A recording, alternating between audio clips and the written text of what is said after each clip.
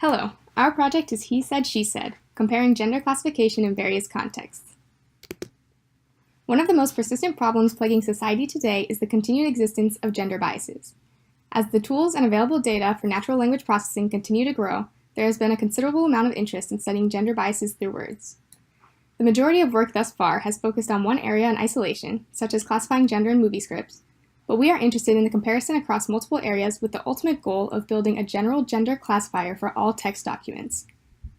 We approach this both by comparing the features and performance of gender classifiers on separate datasets, and by using one dataset to train classifiers to predict the gender of lines spoken in another dataset.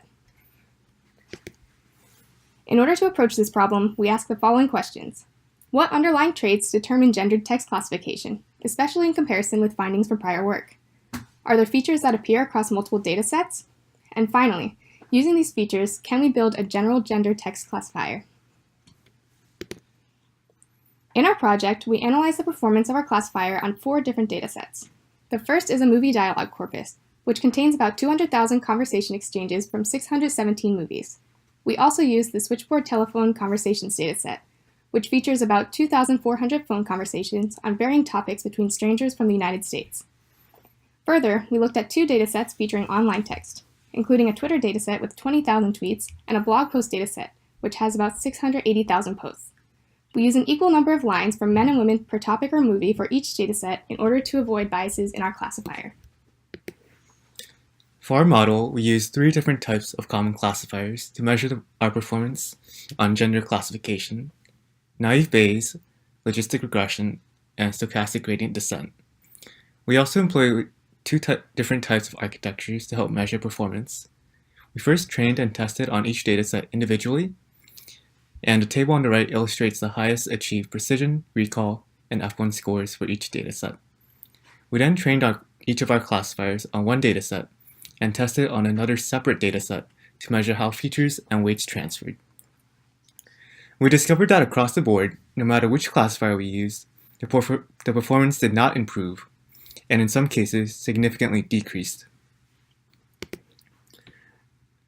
We found that there was no single classifier that performed the best across the board. It was completely dependent on the dataset. We achieved notable improvement compared to the random baseline of 50% accuracy, reaching up to a 0.7 F1 score on the blogs dataset. Since the Twitter dataset had 10,000 tweets and the blogs dataset had 600,000 blogs, it is highly likely that the performance would change drastically with evenly sized data. We also found that women tend to talk more about others, especially men, in all contexts, and women are more expressive in situations that allow for more freedom, such as blog writing or Twitter tweets. This included cursing and in some cases specific words such as hate, and it contradicts previous findings that men use curse words more and gendered speech.